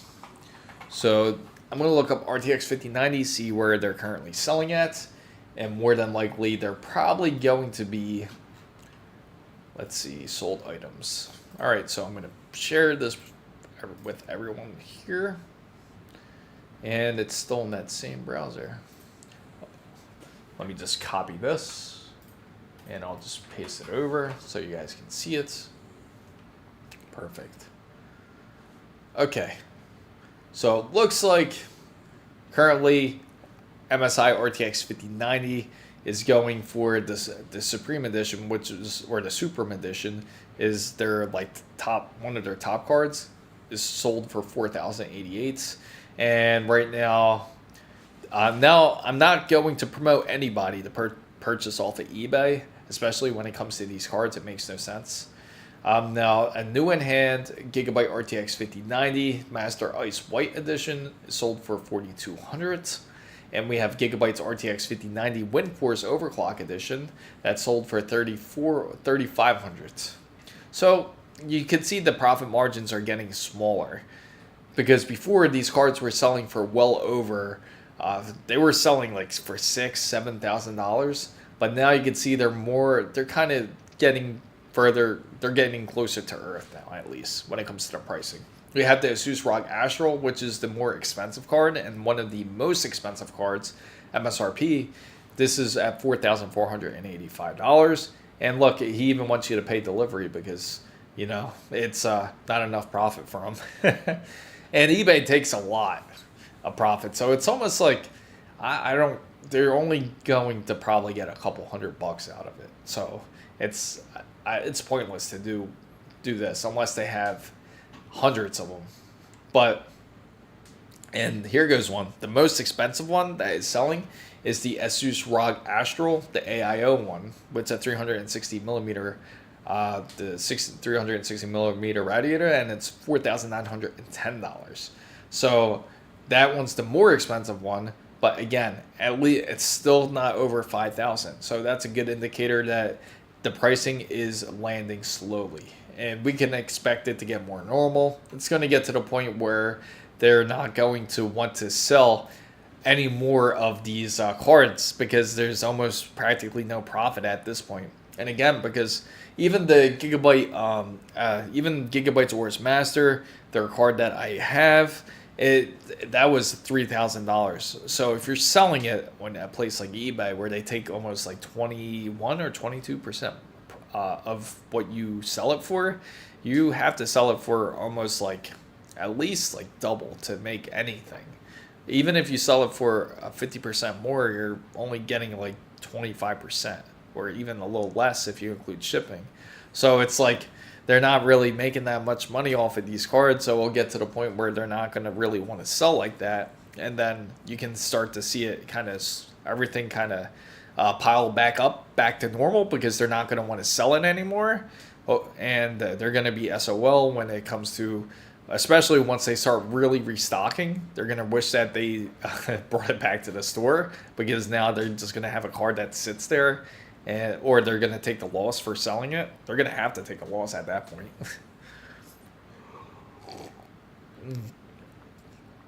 But overall, I also, for anyone that is just coming in and just curious about the giveaway, I did mention it is going to happen on Saturday. And when it does, it's going to be in the description box down below. Or if you're on TikTok, just go to my website, which will be chrismizo.com, mizo.com, where you can join the giveaway. And I'll give you more details on how you can. And on top of it, the website also has my other social media links. And it does have a merch shop, and it does have a regular shop where it does also have PCs if you are looking for a gaming PC. I'm also running into different ideas, which I'm excited to do, almost like build kits, but that's something in the near future I gotta think of. But I think, but yeah, check out the website, and more than likely, hopefully it will fit the needs that you're looking for. Or if you're even just looking for the Discord channel that I was talking about, make sure you can show off your battle rigs, and you can also show your before and afters. You can even show your PC companion, just like Jonah here, on the Discord channel. That's also on the bottom of Chris Mizo's page. Weird to say it like a third person view, but it's going to be on the bottom of the page. You'll see a Discord icon. Make sure you click it, and that will take you immediately over to the server. So everybody out there, what is your thoughts of the RTX 50 series of this year? Are you feeling a little bit better after the RTX 5060, or are you feeling that you're getting, so to say, you're not getting your fair deal from Nvidia? Let me know in the comments down below. Let me know what you guys think. Let me know in the chat, I should say. I'm so used to saying comments down below. But let me know in the chat. Let me know what you guys think, because I got to know what your thoughts are about Nvidia. Have you turned more into AMD? Have you been wanting to try out AMD to see how they are? Let me know. Do you have questions about your PC build? Or do you have any issues you want to talk about with your PC build? And I'm not talking about personal issues. We could talk about that too if you want, but I'm talking about your PC issues. If you have any, put it in the chat. Let me know. I got to hear from you guys. because that's going to be something that we can figure out together. Or are you just thinking of doing a PC build? You're thinking about getting out of the console world. You're getting sick of PS5 remakes, so you want to go to the PC world, or you want to go get away from Xbox, because at this point you might as well get a PC because you enjoy all the titles that you do have for Xbox. So, and there's a lot of advantages when it comes to PCs. Again, you could game on many, you can pick any controller you want. I could literally hook up, say, like this Envision Pro, which is one of my favorite controllers here, and I can hook up a Xbox controller if I wanted to, or I can even hook up a DualSense controller to the PC. And that's the best part. You have so much flexibility. You're not limited by your options on the system that you have, and you don't have to pay a yearly fee to go online. You don't have to pay for Xbox.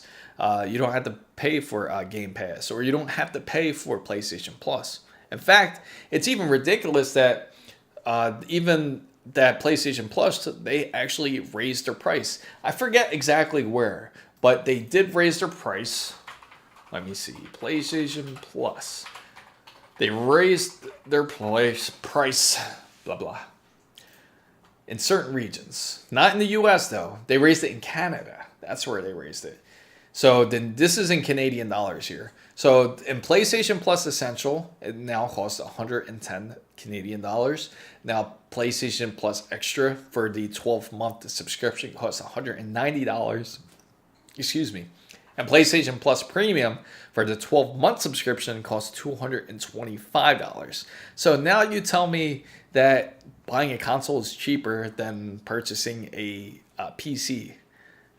It's really not when you really think about it. Because when you buy a console, you have to have PlayStation Plus, right? If you want to game online. And you also have to have the console. So you want the PS5 Pro. And you want the optical drive. You want the stand, which is going to cost you like $750, right? Now, $225 on top of that.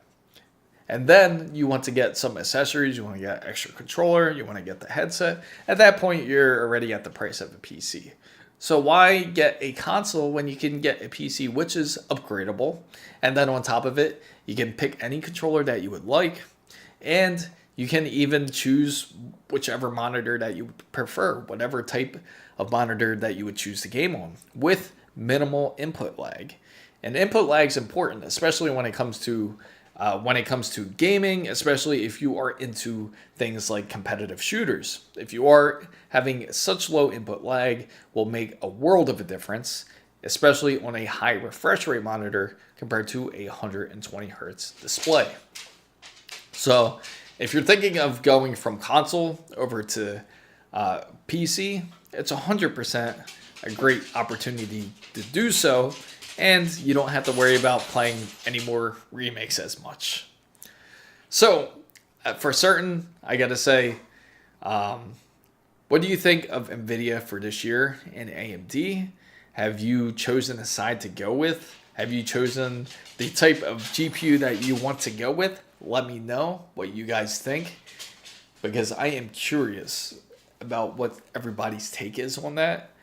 And I gotta say, I'm really curious about like how we're gonna go, especially after Nintendo Switch 2 with the pricing of, I know it's on the specific title of Mario Kart World. They're supposed to do a touring of it or like a show of it. And I think that's the only title that they actually only charge $80. I'm not sure if it's other titles, because I've seen other titles that they're going for more around $70. But I just think it's funny that PlayStation or Sony has asked everybody what they thought about their conference. And if it's almost like saying, is it okay if we charge $80 too for our titles? Because it's getting pretty ridiculous, right? When it comes to the whole pricing side, especially when it comes to gaming. Because now it almost kind of leads you into a way where you wouldn't be surprised if Grand Theft Auto would go up in price. If Grand Theft Auto 6 really did go up to $100, because it all started really from Nintendo, or they already, or because they are inside the industry here. And when you're inside the industry, you'll have indications of what is happening, and it could be happening. They can be charging maybe not $100 for the game, but it might be $100 for the actual like whole bundle that they have together. So Dave S says, I ordered both the 5070 and the 9070 XT at launch, and they both cost about the same amount. I didn't even open the 5070 and returned it. Yeah, 9070 XT is definitely the better deal. If you had to choose between the two, I would definitely choose to go that route as well, Dave. That was the right choice for certain. I apologize for everyone on TikTok. I missed your comments, but I see that a lot of threes over there. That's pretty funny. And that's funny. Jonah's getting a little bit restless here. He's moving in his different locations, so he's enjoying himself. And in fact, he's laying right next to the power supply, which is pretty funny. So make sure to grab your drinks, as I'm going to mention a couple things. There's nothing like coffee in the morning and at night. I gotta tell you, best times to drink it, I feel. But anyway, so for everybody that's just joining in, or if you're unfamiliar with my channel, you're just catching it, that's okay. I'm Chris Mizo. I talk about PC and tech. We were just talking about the RTX 5060 and the RTX 5060 Ti, getting an idea of exactly of what is going on, how is the pricing for it, and also, is it really worth getting it? And we've also talked about different PC builds, different ideas of what type of builds that you can do, or if you're either on the AMD side or Intel side. We've also talked that there is going to be a giveaway, which I had brought up, which is the Samsung 990 Pro. Make sure you check it out. It will happen this Saturday, and when it does, I'll be posted on the website at chrismizo.com, which is the Samsung 990 Pro. And it will also has all the social media links and my Discord channel right down below, where we all talk about tech. Make sure to check it out. And also, it does have a store, a merch shop, and also all the other social media links. If you are interested in joining Discord, where you can show off your PC companion, which is like Jonah here, or you can show off your PC builds, you can even show off your benchmarks, which again, Discord, again, all the platforms that I'm mentioning are practically all free. And again, the giveaway is also a free giveaway for one winner, of course. I wish I had thousands of SSDs to give out, but unfortunately I don't have thousands of SSDs. But also, hopefully you enjoyed this stream. Hopefully you enjoyed the stream. If you did, make sure to, don't forget to give a heart or give it a thumbs up. And also make sure, don't forget to subscribe and to follow to catch up for the latest updates. And don't be afraid to ask questions, which I also answer in the comments, or I will answer in Discord as well. I appreciate everybody who is part of the stream. I love all you guys that is part of the fan band, because you guys made this possible. And there's going to be a lot more that is incoming in this channel, which I will be excited to do with you guys. And thank you guys again for joining. I appreciate you all.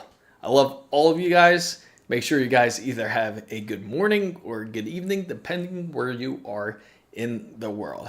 And don't be afraid to ask questions, because Jonah and I are here, and we're also here to help you out. Thank you guys again so much for watching tonight.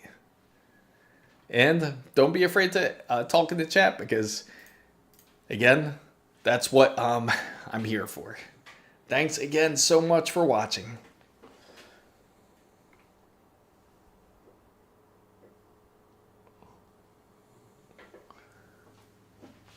Whew.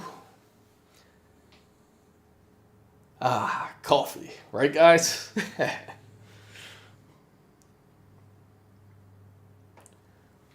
Thanks again, everybody. Love you all.